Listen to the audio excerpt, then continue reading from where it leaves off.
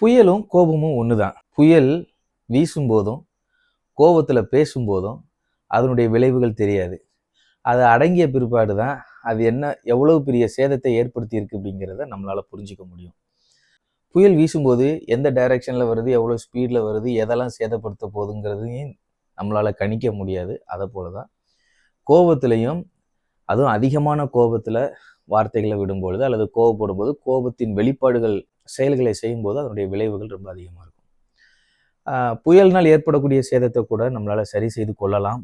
அதில் ஏற்படக்கூடிய விளைவுகளை கூட அல்லது அது இழப்புகளை கூட நம்மளால் திரும்ப நம்ம எடுத்துக்க முடியும்.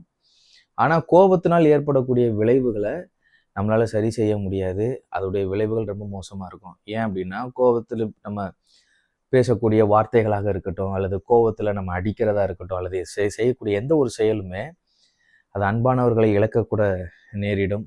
அன்பானவர்களை அல்லது எதிர்த்தரப்பினரை மரணத்துக்கு நேராக கூட அது வழி நடத்தும். ஸோ கோபத்தில் அதிகமான சேதங்கள் உண்டு.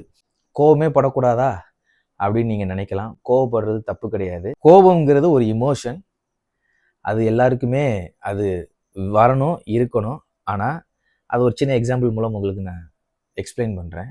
இப்போ ஒரு ப்ரீஸ், ஒரு தென்றல் காற்று வீசுது அப்படின்னா அது ப்ளசண்ட்டாக இருக்கும். நம்ம அதை ஃபீல் பண்ண முடியும், அதை நம்ம என்ஜாய் பண்ண முடியும். ஸோ நம்முடைய கோபமும் அப்படி இருந்தது அப்படின்னா, ஸோ நம்ம ஆப்போசிட் பார்ட்னர்கிட்டையோ அல்லது எதிர்த்தரப்பினிடத்துல நம்முடைய நியாயமான விஷயங்களை அல்லது நியாயமான கோபங்களை நம்ம எக்ஸ்பிரஸ் பண்ணும்போது அவர்களுக்கு எந்த விதமான நெகட்டிவான ஒரு இம்பேக்டை உண்டு பண்ணாது, ஒரு பாசிட்டிவான இம்பேக்டை அங்கே கிரியேட் பண்ணும். ஆனால் இதே நீங்கள் கொஞ்சம் யோசிச்சு பாருங்கள்.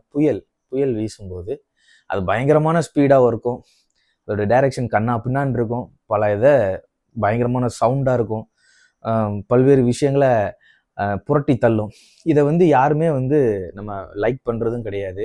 அந்த காற்றை நம்மளால் ஃபீல் பண்ண முடியும், பட் அது நமக்கு ஒரு ப்ளசண்ட்டும் இருக்காது. இதை போல தான் அதிகமான கோபம்.